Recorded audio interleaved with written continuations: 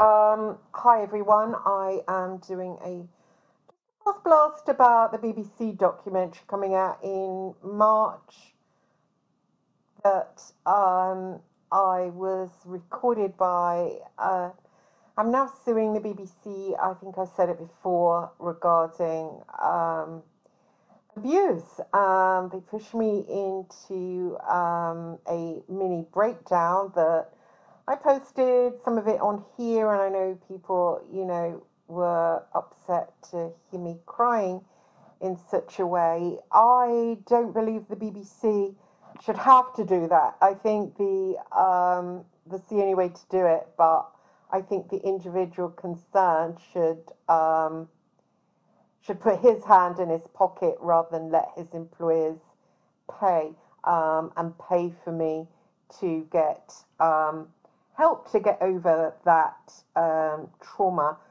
I've never ever been traumatized by somebody in that way.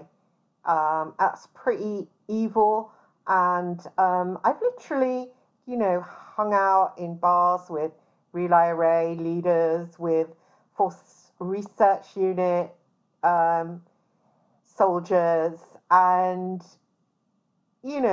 being spoken to in a tough way, been threatened, or we're going to put you in the River Thames. And I've even had people sit there in front of me and say, oh, I can kill you with my bare hands. I can take you somewhere and kill you. If you write a story about me, I'll come into your house and stab you and all this. I'm no shrinking violet, and I'm no stranger to being abused by men or talked to in that way. I've certainly been out with violent men as well. Hell, I've sat face to face with Kenneth Bianchi, the Hillside Strangler, and Ian Brady. But this individual, the way he abused me, it was sinister, it was insidious, and I'm actually scared for him. I'm actually scared for him because if you've got it in you to abuse women, and he never would have done it to a man, to abuse women in that way, then I'm not going to be his only victim. He's going to do it again, and he'll do it again, and again, and again, and again. And yeah, I was driven to that point, and I'm strong. I'm really strong. What if he gets someone that isn't able to deal with it and goes and runs and commits suicide? Now, he must know deep within that he's got something about him that he can do that he's got some kind of deep, nasty shit going on in him that can push people to the edge. And, I hope that he owns up to that inside himself and goes and gets treatment for it. Because, if you do drive someone to suicide, if you do hurt someone in that way and get revealed for it, then his career is going to be over anyway. Better for him than to secretly go and get help for what he's like. I've never come across anyone like this in all my born years. I haven't named him in my book, and I haven't named him in articles I've written. I don't want to do that because I think he's probably sick, really, really sick. As I say, I've never come across someone like this who could really get down and abuse someone in a really insidious manner and bully them in that way, like you're going right back to you're talking Lethal Kids style of terrorizing somebody. I haven't got in contact with my anger about it. Haven't got in contact with that. He rang me with a withheld number all the time with his pathetic, abusive, bullying calls. I'm a private investigator, though, bitch. You were going to put me on the BBC, or are going to put me on your BBC program, or I'm supposed to be some top private investigator. Do you really imagine in your wildest fantasies that I don't know where you live? You're kidding me. That I don't know your mobile number? You think you can withhold it? Are you kidding me? So I am really going to take private action against this person if I ever come across them again. But I don't think they'll ever step anywhere near me. Anyway, this program goes out in March. I don't want to be mentioned in that in any way, shape, or form. These individuals came to me through another journalist, a respectable journalist, James Hanning, ex-editor of The Independent, on Sunday. I met up with him on a very large number of occasions. I was helping Hacked Off. Now, I helped Hacked Off against many newspapers. I didn't get any thanks for that. What I got in return was Graham Johnson writing on byline, Christine did this, Christine did that. That's not how you repay somebody that's helped you. I got one tweet from Hacktoff that said, because of Christine Hart's whistleblowing, Sienna Miller got her payout. Now, in which case, and it was correct, their tweet, in which case, why is Sienna Miller said things about me all over the internet? And when I made a YouTube about it before, I got someone commenting underneath, oh, you can't talk about this. Alex Jones got sued for 300 million when he said that the Sandy Hook victims weren't actual victims. I just like to say to that snide individual, I'm not denying that Sienna Miller is a victim. It's not a victim of, say, the Ukrainian children who we're finding out today were sex trafficked to Russia.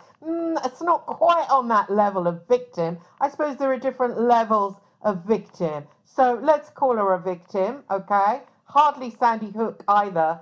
So I have to question the sanity of the person that posed underneath. But, okay, let's call her a victim. I don't agree with the Sun newspaper or any other newspaper writing about these people. I, for one, find them incredibly mind-numbingly boring. I don't care a damn whether they're pregnant, they're not pregnant, they're not having it, they are having it. Who cares about these individuals? They're the most boring individuals ever to walk the face of the earth. They're thrust in front of us. They're not talented. They get where they get because of who they know, or who their parents are, because they're rich. You scratch the surface of most of them and you find mummy and daddy. You find private schooling. You find this, you find that. The girl in the council house has got far more talent, but we never see them on our fucking screens. And when they get this fame with their very small amount of talent, do they ever have any humility about it? It's now, oh, I've been written about, oh, it traumatized me so much. Don't be famous then, yeah? Don't do it, because you know what? Don't kid yourself that you've got any artistic nature in yourself. There's poor people out there, working class people that have artistic talent. Do they ever get a look in? All this crap that, oh, well, if you're artistic, you can make it. And there's a few people that have made it, the Brian Harveys of this world, but they soon get kicked into touch because they don't control it. They're not the controlling elite. So all this stuff, and I was asked one time by the Sunday Times to do an article for the magazine on people in Belfast, and it was written in the way, I can't remember how, Twomey, written by a woman called Twomey, and I was researching it for her, and I had to go and interview these people. And they were saying, the mothers and the children, oh, my son wants to be an actress, my daughter wants to be a pop singer. And I thought, well, it's fair enough, isn't it? You can try and do that. You've got your dreams. That's awesome. And then the article was written by Twomey in such a way as if to say, my God, these people wholly deluded. I was horrified as first I had to go and pay these people. It was a piss poor offering of £100 for their story. I had to pay them and know that they would read that about, oh, what a joke. You know, you think you're going to be, you think you're going to be acting, you think you're going to be singing, dream the hell on. Because it's true. It just doesn't happen to these people. The idea that we live in a world that you can break out and get your art out there is a complete and utter joke. If you're working class, it's probably never going to happen unless you find somebody that you know that will give you the tip off and you'll move into that world. It's incredibly not talent based, it's who you know. And these people, when they get in the newspaper, and it's fame that keeps them going. They don't like it. They want things on their terms, and instead of complaining, instead of exposing the people that run these newspapers, it's all, oh, it's this person's fault, it's that person's fault. I came back from working for the Sunday Times in Belfast, doing some proper journalism for the Sunday Times, writing about the Real IRA, writing about the UDA, writing about things that are important, writing about CIA, writing about their involvement in Northern Ireland. I came back here because I was pregnant. The last thing that I wanted to do was write about fucking celebrities. It made my brain go fucking numb. I didn't want to be asked for it, but because I was a single mother and I was having a breakup of a relationship, I just sat there and did it. There was some good stuff from the Sun, but as for celebrities, frothy little blondes, sorry, really, it doesn't do anything for me. I didn't want to do it, but the fact is, I was threatened. You do this or you won't get any more work.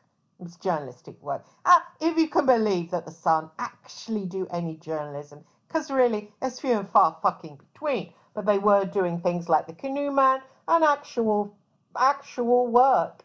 And I had a child, and as anybody knows, as a single mother with absolutely no support, absolutely no parents, no sister to support you, nothing like that. Not like others who have massive rings and rings of support. Zero support. But I couldn't afford to tell the Sun to go fuck themselves. Oh, hell, I wish I could have, but at that time I couldn't. I was in a hugely vulnerable situation. I decided that I would do the good work, and if they ever asked me to do anything illegal or immoral on my standards, yeah, I have standards. Sorry, BBC, you think people, because you've got no standards, you think other people haven't. I've got my own standards. Firstly, I don't break the law for anybody. I don't care if they've got loads of red hair and they're called Rebecca Brooks. I don't break the law. I don't care if I'm asked. I don't care if I'm paid. I don't care. I'm not going to do it. Why am I not going to do it? I spent my life in care. Then I was passed out for adoption. I was passed to a paedophile who enjoyed himself having sex with me. Then the mother, who was jealous, and the little girl, because she was like 15 years younger than him, and first cousins, this is what the Catholics get up to. I was used for sex, and then I was beaten afterwards, ruining my entire fucking life. Then, when I was trying to investigate what makes adoptees murder, is it because they've been subject to pedophilia? The story today in the Ukraine about Ukrainian children being adopted by the Russians, and then they drop it slightly into the article. Oh, some of the adoptees were sexually abused. No shit. Adoption is human trafficking. I wrote to Brady to become a writer that could expose that adoption leads to that kind of thing. Clearly, Brady was sodomized on picnics with his family. He said to his doctor as he saw them all, I was reminded where I was taken as a child. Well, no shit. So he reenacted that. Anyone with half an IQ point can tell that. So I was writing to him to get a book done, and along comes Phil Hall, journalist, and decides he will hijack my work. He'd been trying to write to Ian Brady for a long time, but getting no response. Probably because Brady smelt him out and got nothing, but he hijacked my work. Then, from there, I had nowhere to go because I wasn't welcome in detective agencies. They all knew what Phil Hall had said about me, but I was somehow Brady's bastard daughter. And he wrote it, but I claimed it, so he wouldn't get any comeback when people realised that I was born in London. And that was on my fucking birth certificate. So Phil Hall has a lot to offer. We ended up having sex in the south of France where he took me. Then when he brought me back, he dropped me at a brothel. Now, if anybody deserves compensation for being treated badly by the press, surely it's not a blonde who, oh, they said I was pregnant in the press. How about you just ignored it and said to your friends, well, that's not true. How about that, yeah? Was that really traumatic? Compare it to what I went through. I was written about that I was the daughter of a major serial killer. I was taken somewhere and fucked, and then I was dropped in a brothel. Compare the two. Which one? Which one is the press abuse?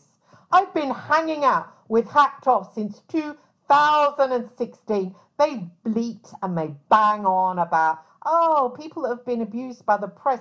Never once have they asked to tell my fucking story. Not fucking once. Why? Oh, Phil Hall's a big shot, didn't you know? He's moneyed up. Oh, he might come after us. Oh, well, that's okay then. Mustn't say anything bad about Phil Hall. Where's my compensation? Where's my compensation from the Sunday people? Where's my compensation for Phil Hall? I had no choice but to follow Phil Hall and then end up working for the tabloids. And then the BBC interview me and they act like, oh, I wanted to join the tabloids. No, I didn't. I didn't even want to be a private fucking detective. They made me lie about that on film as well. They were like, I said I didn't want to be a private detective. I was recruited out of a kids' home. It was that or, I don't know, go and be a hooker. That was my choice, or a stripper maybe in a bar. That's what happens to kids out of kids' homes. So I could either be an escort stripper in a bar or I could be a private eye. I mean, what would you choose? And then I was used to go undercover. I've been lied about in Tina Brown's book. I manned the phones. No, I didn't. I risked my life again and again. I had to go and seduce people they wanted to be spied on. I risked my life sitting answering the phone. You're a liar, Tina Brown. Abso-fucking-lutely. Excuse me, I mustn't shout. But it's so annoying to be lied about again and again, repeatedly, and then just, by these people that have never been through anything in life, that they don't know what pain is, and they just abuse and abuse and abuse, and they get away with it. And they have these lives, and you think, sometimes they end up in really bad ways, like ill health in some kind of way, and they're like, oh, why has this happened to me? Well, because you've led a really vile life and you've hurt people. Going back to the point, I had no choice but to go into Phil Hall's world. He was my boyfriend at the time. He was seeing Tina Weaver. He told me he didn't love her. He was going out with her because he felt sorry for her because her father died. There, how do I know all that, but her father died? Anyway, then he showed me how to file copy. He said you should be a journalist. Because the world of the press was the only one that knew that I actually wasn't Ian Brady's daughter, I felt safe in it. They knew it was a spoof story. They knew it was a joke. So I felt safe there. And I ended up working for them. And then when I was interviewed by the BBC, I came out with all this. And they're, oh, no. We don't really want to do that. We've got time for that. Well, it's not fucking relevant. So I'm like, as if I'm someone that's had a charmed life. And then, I just wanted to work for the Sun and the News of the World. That was my dream in life. What the fuck? Why can't you tell honest journalism? Why'd you have to lie and bullshit? No, because I'm working class and the only person that matters is Sienna Miller. I don't matter, not at all. Why? Because I'm working class. I'm sick of it, quite frankly. Anyway, stupidly, because there's something wrong with me, I agreed to the BBC interview and sat there, told them this, that, and the other. And then I'm enlightened to the fact that they would never have heard my testimony because it clashes with someone else's. And that someone else apparently is more important than me. More important. How do you weigh that up in the eyes of God? You choose someone, working class scumbag, famous actress. Yeah, it's like, what kind of people are you? What kind of people are you? It just sickens and upsets me. And I don't want to get into some kind of argument where I'm written about online again and again and again. You know why? Because I will end up being the bad guy. Of course I will, because you'll always be able to say at the end of the day, oh, you work for Murdoch, you're evil. That's always going to be there. Nothing about how I got trafficked, really, sex trafficked by Phil Hall as a young woman, 23 years of age, into Fleet Street. I had nowhere else to go. I was totally weirded out. It was like, oh, go and visit Brady, write to Brady. I didn't want to write to Ian Brady. I'd met him, I thought this is too much for me. But no, then had to make this connection. Why? Phil Hall wanted to hear from Ian Brady, is why. I'm sick of being used, and I'm sick of finding out all the usury that's gone on and keeps on going. I've written the story of what's happened. Does anybody want to hear it? No. I don't want someone else to have my narrative. My narrative is my narrative, because somebody else will always tell it in a different way. Always tell it in a different way.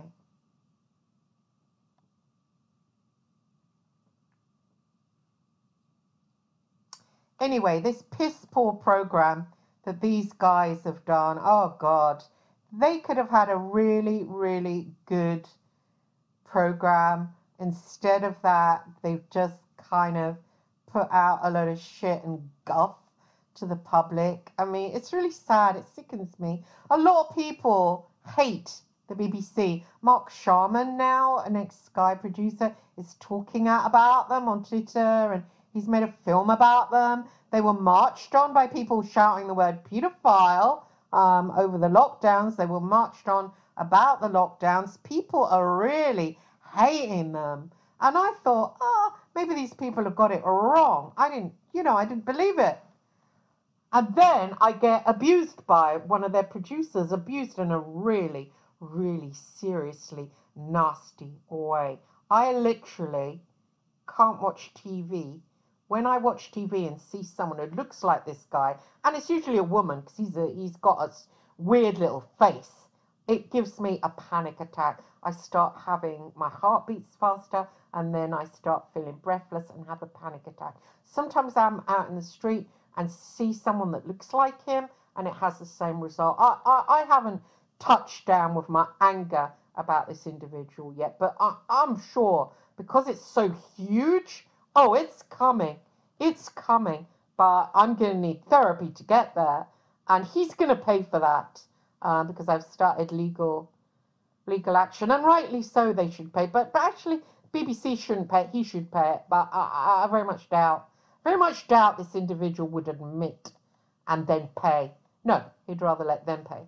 But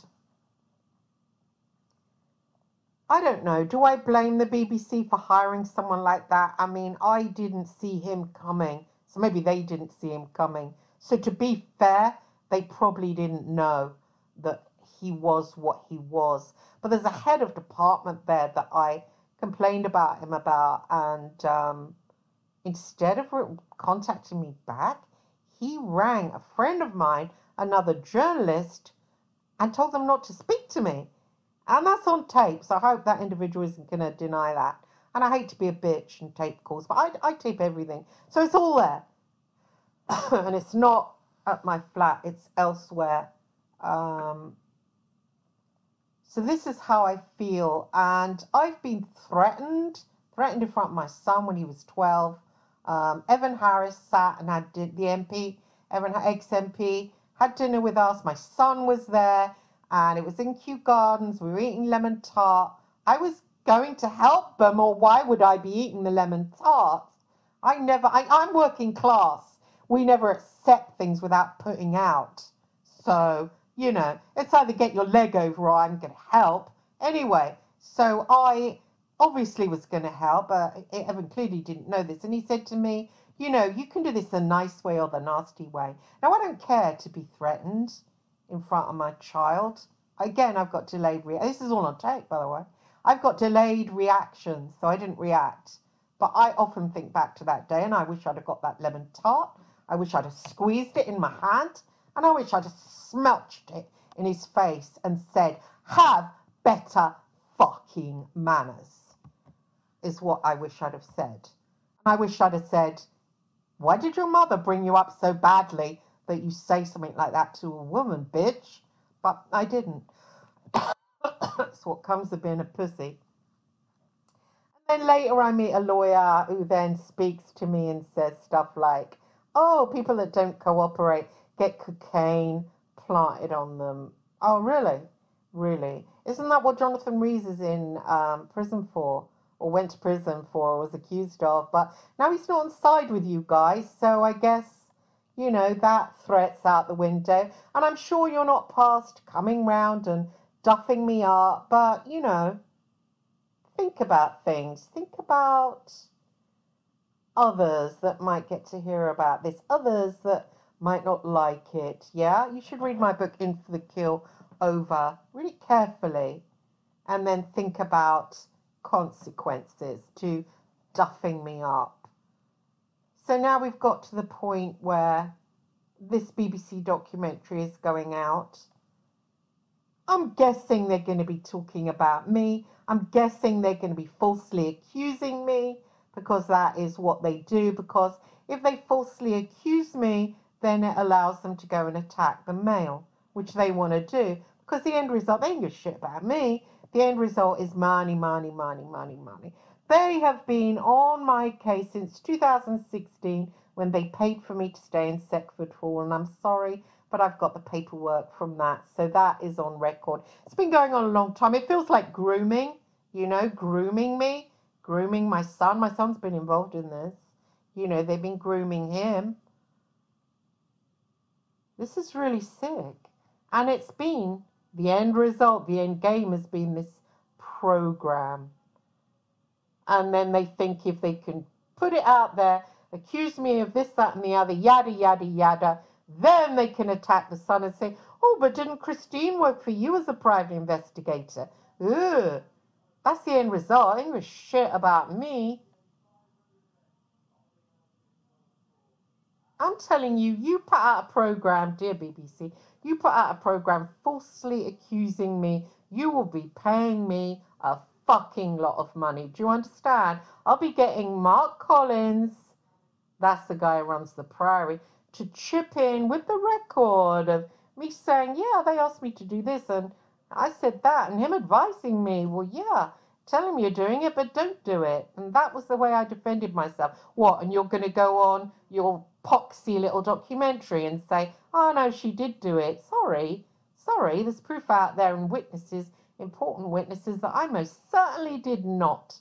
How dare you just make up shit because I'm working class? You should be deeply, deeply ashamed of yourselves. Because you know what? It's not journalism. I came forward and tried to help you idiots.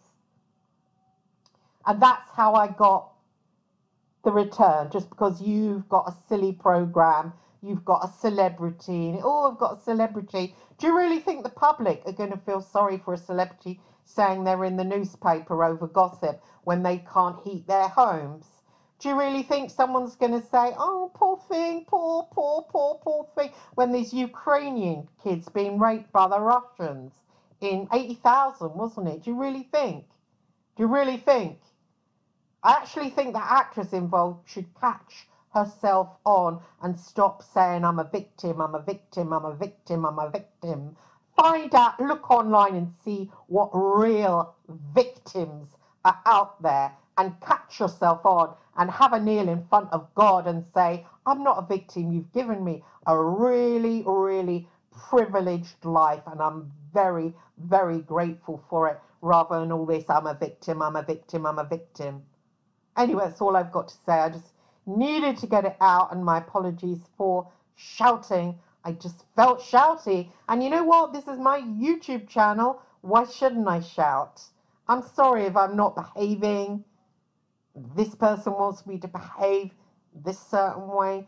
This person wants me to behave another way. I can't do that on my own person. At the end of the day, nobody's paying my rent. At the end of the day, nobody gives me anything. At the end of the day, nobody says, oh, here, buy yourself this, buy yourself that. I just give things freely all the time, like some kind of unpaid prostitute. I'm just a bit sick of that, but there we are.